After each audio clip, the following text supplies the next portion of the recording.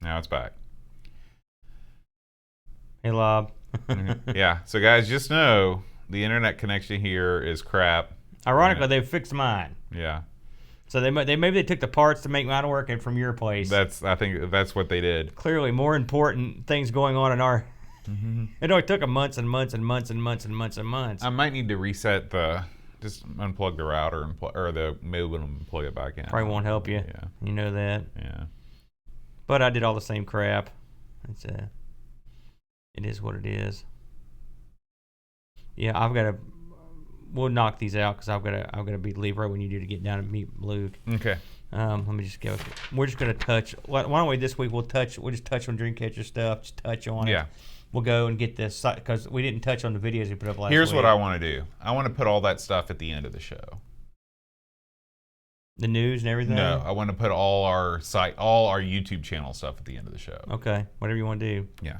Why? Just not that I have a problem with it. Just because I feel like we've got news, site updates, game, what's been going on our channel. That way we're not talking about ourselves. All DK's got up here is a YouTube script. Yep. That's all the new stuff he's got. I've got that queued up already for. Okay. All right. Oh, man. You ready? Almost. Let me open this pop. Oh, koozie. You found one. Yeah. Let her rip. Okay. Hi, everybody. Welcome to Amigos. I'm John. And I'm Aaron. And today, Aaron, it's another public domaination dogfight 1v1 and jump roll. I'm going to go with Public Domania, just like I always do. That's the better title. Have you ever been in a dogfight? You mean like in an airplane? Yeah. No. No? My God, I've only flown commercial. That'd be horrible. Have you ever been, that was my next question. Stepping back one, have you ever been in a single engine plane before? In a single engine plane, no. Oh. No, I've been in a prop plane, but not a single engine Right. plane. Well, if you fly out of Charleston, you're flying in a prop plane. Well, I've never flown out of Charleston, Yeah. but I flew out of like Louisville, I think it was. No, it was Kansas City to Louisville. I think's where it was, and so that was, and we took like a non-jet. They call it a puddle jumper. That's right. Yeah. That's right. And what a puddle! There's nothing lies in between those two areas. Just puddle right over. Now, on the other hand, jump and roll. Wait a minute. Back up a minute. Have I ever been in a dog fight? Yeah. Who the hell are you going to ask that question? They're going to be like, oh yeah, I've been in a bunch of them. Well, it's people in NAM or something? Yeah. Have you been in one? No, I'm not old enough to have been in one. Well, me either. I wasn't around when NAM was going on. Yeah, you were. I was like one. And Hey, it ended man. that year. A dog fight. Have you ever seen a dog fight, like between two actual dogs? Now that's a good question. Or have you ever been to a dog or cock fight? You mean like a Michael Vick situation? That's right, yeah. Because that's a thing it's around a thing. here, and it was a big thing back when I was a kid. It's not so much now. You know, I think I've seen a couple dogs sort of be aggressive to each other, but I don't think I've ever seen an all-out And fight. I've seen the dogs go at it. You know, they get pissed off. They usually Well, you know what happens when you let the dogs out. They bark. Yeah. And they make an annoying tune. Mm-hmm. Yeah, but no. I've played a lot of games where you were in dog fight. I say Wings. I love that game, but no, I don't plan on ever being in one. Now, have you ever been to a Michael Vick style dog fight? No, I love dogs. Me too. I wouldn't want any part of it. I know, I've never, but I mean, way before Michael Vick was born, there were dog fights around. Oh, sure. And they're still fighting roosters around. I mean, I go past the place of one of my roots that have my buddy he's from way out in the sticks. He's like, see that area right there? He's like, that's all training roosters right there. And that's Yeah. Cockfights are still big in Thailand too. Oh, yeah? Unfortunate. You know, everybody's got their thing. I guess so. Now, when I think about jump and roll, I think about jump roping. And I think about Aaron Dowdy in gym class going to town with the jump rope. Did you ever do the jump rope for heart? I did. Mm-hmm. I did do that. And that did not help anybody. Let's put it that way. What I think of it is, remember those guys? You remember it back? This is before you were probably conscious of what was going on. But they did this thing called the double Dutch jump rope stuff. That is still, when I started teaching in the inner city up in PG County, Maryland, girls still play double Dutch on the playground all day long. That was awesome. Yeah. That and breakdancing sort of came together. Mm-hmm. and you had it was it was you had girls doing breakdancing and jump rope and the boys doing both. It was I like that. Yeah. It was fun to watch. You ever heard that song, the Double Dutch Bus? Remember that song? No, look it up. Double Dutch is a weird name when you think about it. I know you got two ropes, but where's the Dutch? Where's the Netherlands connection? Man, I don't even know. Maybe the Netherlands, that's where they did it first. Maybe so. The inner cities of the Netherlands. Yeah. Something tells me they're a lot different than the inner cities of America. Yeah, I would imagine so. Well, Aaron, it's been a busy week in the world of Amiga news. I've been snooping around the corners of the internet. All right, I've seen some news this week. What do you got, Boatster? And this is what I found. Our first story comes to us from YouTube. This is a video that just was released this past week.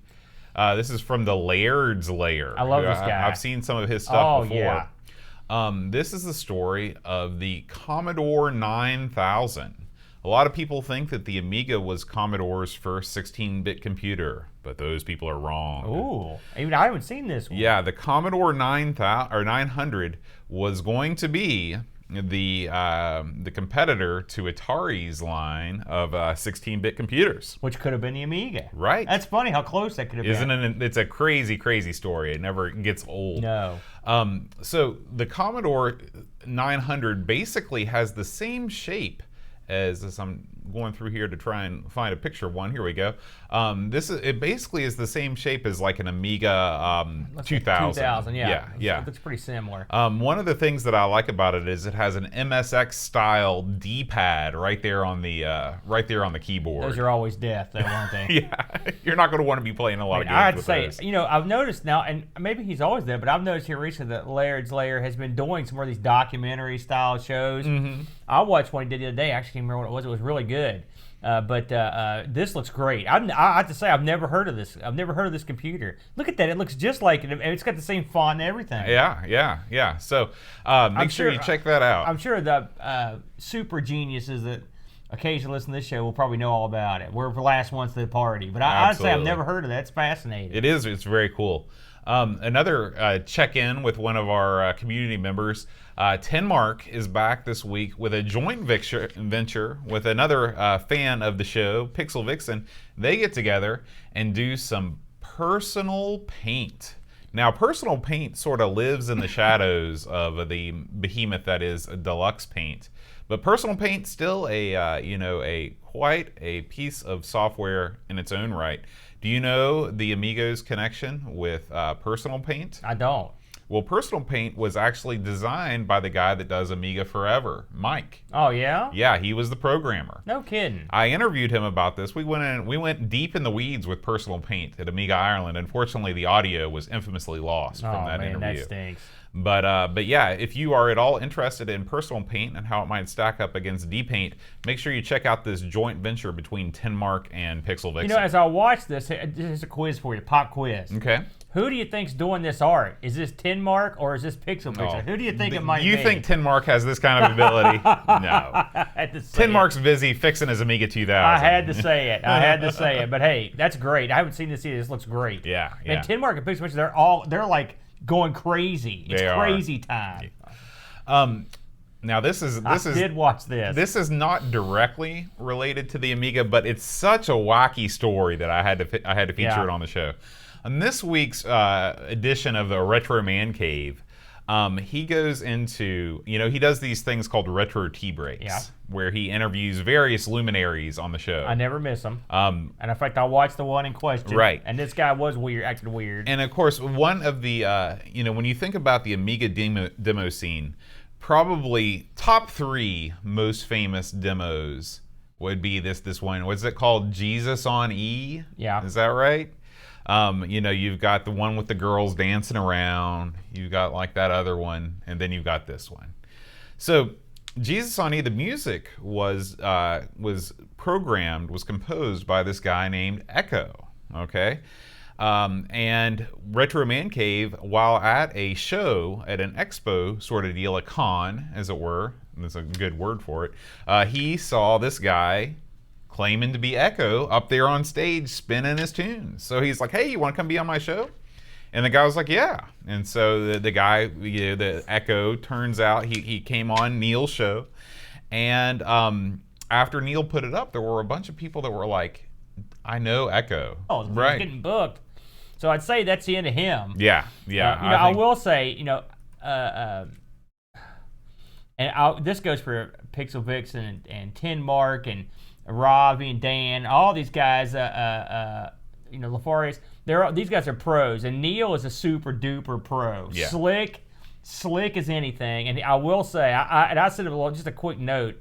That I thought you did a great job handling this, because this could have went south in a hurry. Oh yeah. And one thing about Neil, he does not. He was always straight up, and he said he came right out. And I feel like he was very charitable to this guy. He too. was, because I thought it was. I thought he might. I mean, he'd have every reason to. We might have let the boom him. on this guy if he had done something like that to us. Hey, another reason not to do interviews, eh? Right. But Neil, this is pretty interesting, and this shows you what kind of guy Neil is as well. Because like I said, he didn't bury this guy, and he also told his people, don't go out and kill this guy. He's clearly, this guy probably has some issues, and clearly the guy's got some talent. So if anything good comes out of it, maybe this guy will be like, listen, I apologize. I'm the artist formerly known as Echo. I mean, he can be the bunnyman. Right. How about that? He can come out.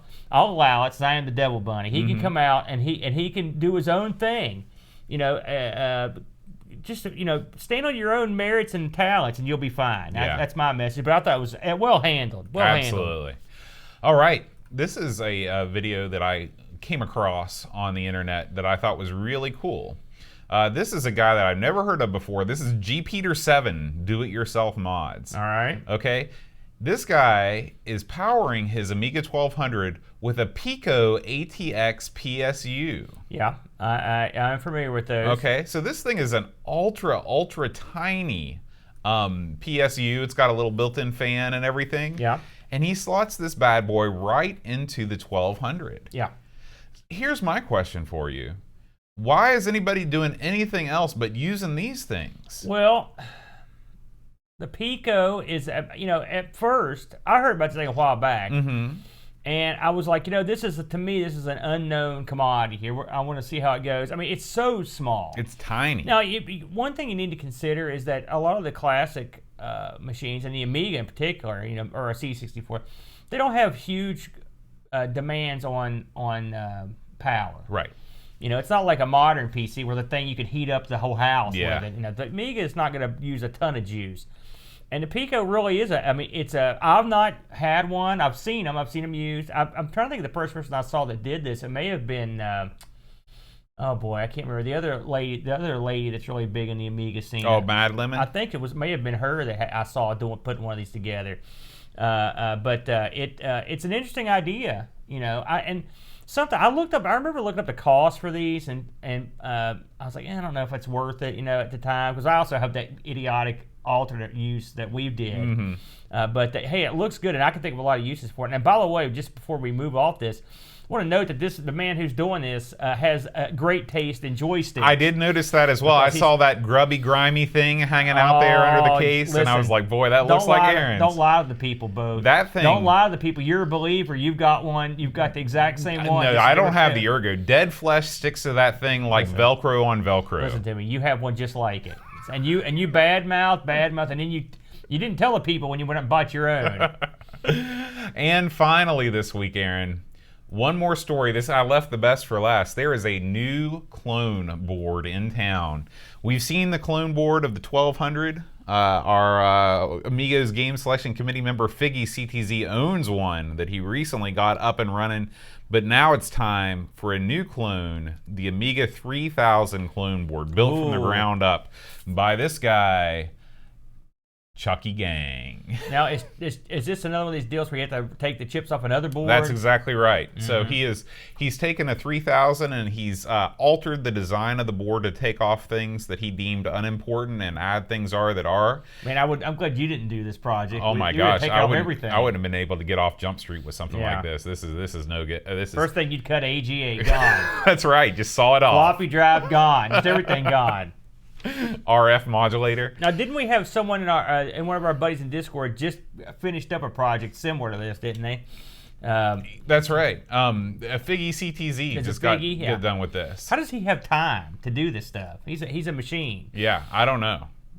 That looks pretty good though, Boat. You know, if it's a shame you have to, you know, rob Peter to pay Paul, or as they say. Well, the way I see it is perhaps there are so many non-working, 3000s out there that you can sort of cobble one together from non-working parts. But can you imagine how long it would take to individually test each one of these components? Yeah. Just even before you put them on the board? I'm not that patient. Oh my gosh. I'll be honest with you. I couldn't. And also years of doing stuff like this, and also the fact that my hands are shot, I couldn't. My soldering days on that level of that size are pretty much over. Yeah. That's pretty interesting, though. Yeah, it's very cool. All right, Aaron, that is the end of this week's site updates.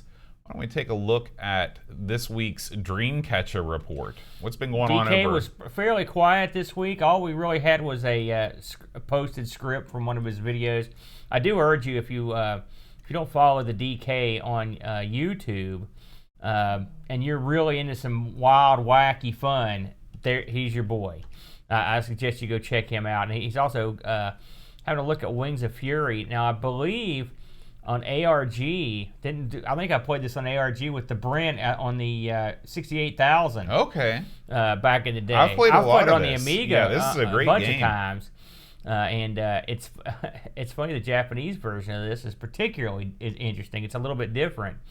Yeah. Oh, wow, now what version was that? It just scrolled by. Is that like a C64? See, that I've not played. Yeah. That's kind of wacky. But DK, he doesn't mess around. He's got the full deal. But like I said, if you haven't got his video, check him out. And he's always got. And there's tons of videos that come up that he doesn't have scripts for, or are different than what he posts on everythingamiga.com, and he gets into some crazy stuff. Absolutely.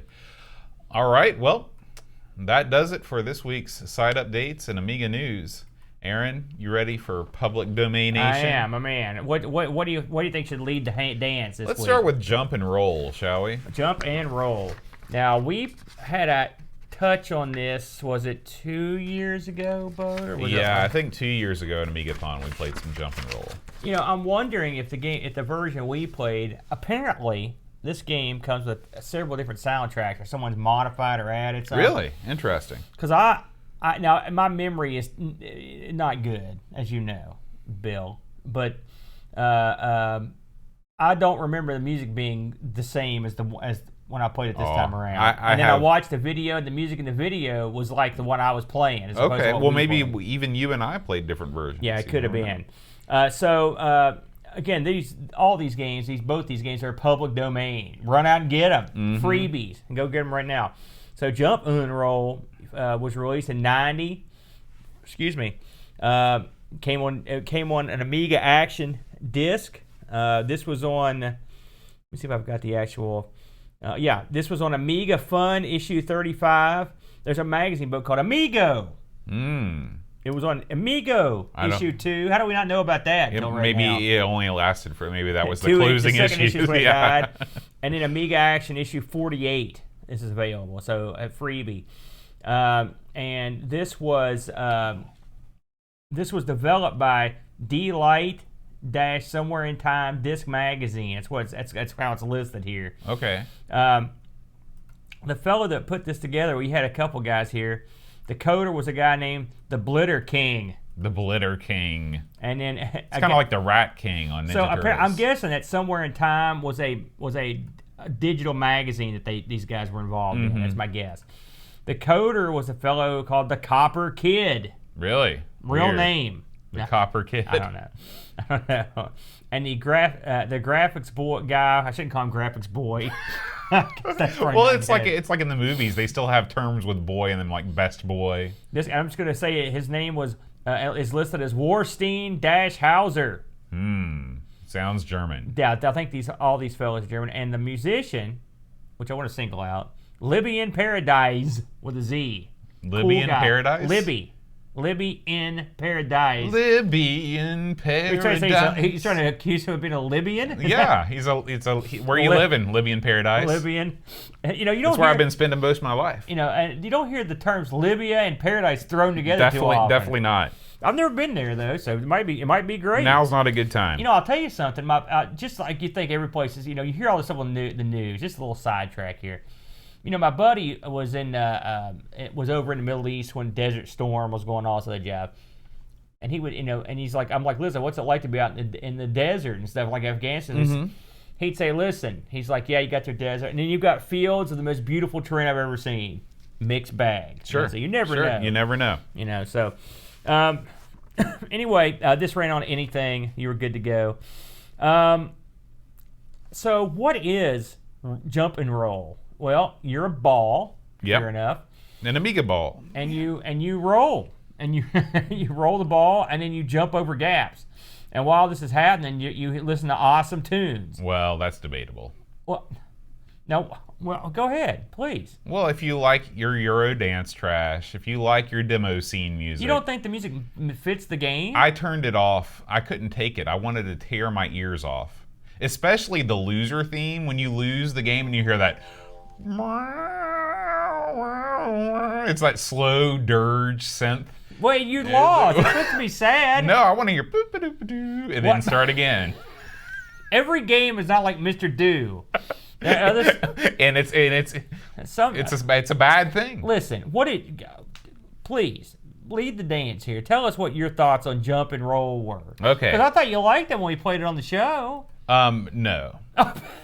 I'm gonna go back and watch that. I know you thought. I'm sure you said you liked it. I've played tons of games like this before. Okay. The games, I think Trailblazer is one that appeared on several 8-bit platforms.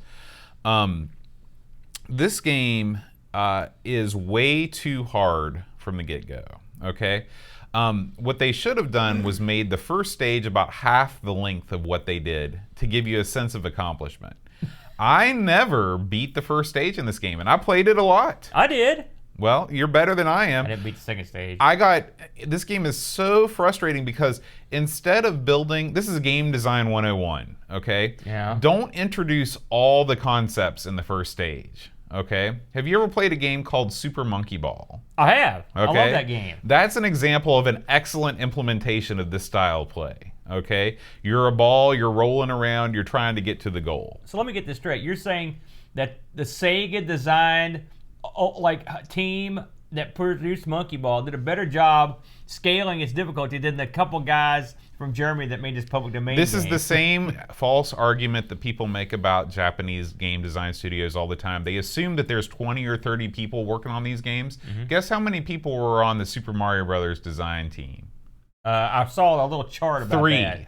The teams were just as small as these Amiga teams. The difference is talent. You think that the team that did Monkey Ball had only 2 or 3 people on it?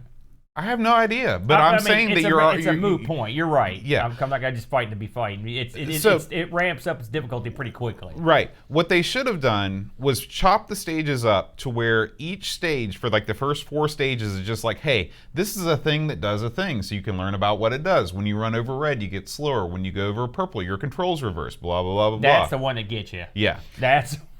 And so. Not only does it let you kind of the thing about it is this is at its heart as a racing game. You're competing to get the fastest time. Okay, there's score. I'm pretty sure a score means nothing. It's all about the fastest time. So what I would suggest is make these like time trials, like the game Trials. This is another kind of stunt racing game where the tracks are not tremendously long. In fact, a lot of times the tracks are really short, especially at the beginning, but you're trying to get the best time. It would have been so much better if they would have cut the length of the tracks, made more tracks, and really make you want to go back and see if you can hone and get the best time that you can on each one of these shorter tracks. You could do that. I mean, I think part of the difference is, this is one of those games that you can't quite fairly judge in 2019, in my opinion, because this would have been quite a visual treat in 1990. I'm not denying the visuals at all. The visuals have nothing to do with my complaints. No, I'm not saying you're wrong, but hear me out here. Sometimes visuals will take you further than they should. Okay?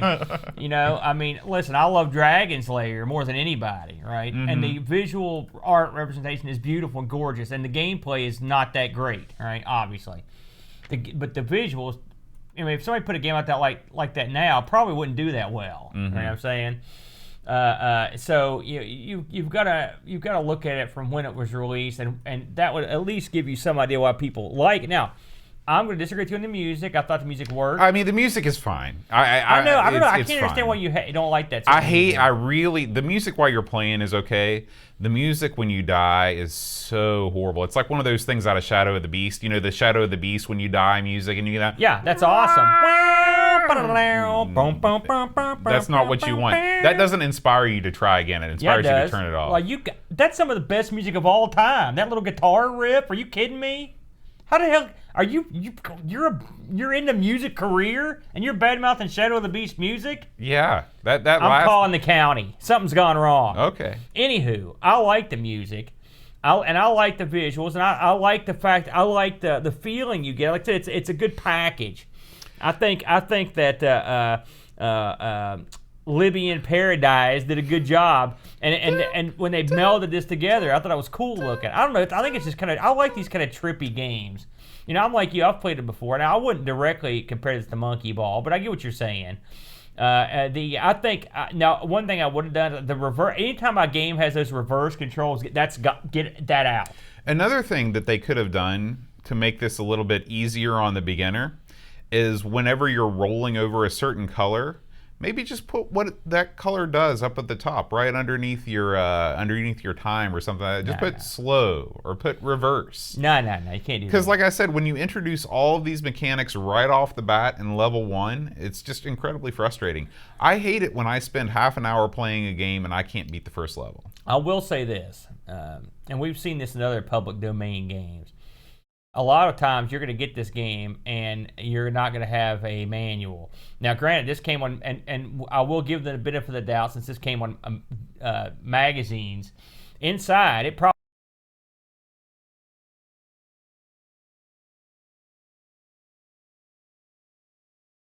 And so, yes, would it be nice? And we've played several that had all the instructions like on the screen. I think Hangar 18 had that, among others. You know, I don't think you could fault them for that. I mean, technically, it sort of had a manual kind of in a magazine form, one would assume. Maybe. So, I mean, and you can't expect these guys on this level to be putting all the instructions right up on the screen. I mean, that's a lot to ask. It would be one word. That's a lot. Slow. Yeah, I mean, that's what Arkanoid did. Yeah, laser, slow. Well, they just assume you're going to figure it out pretty quick.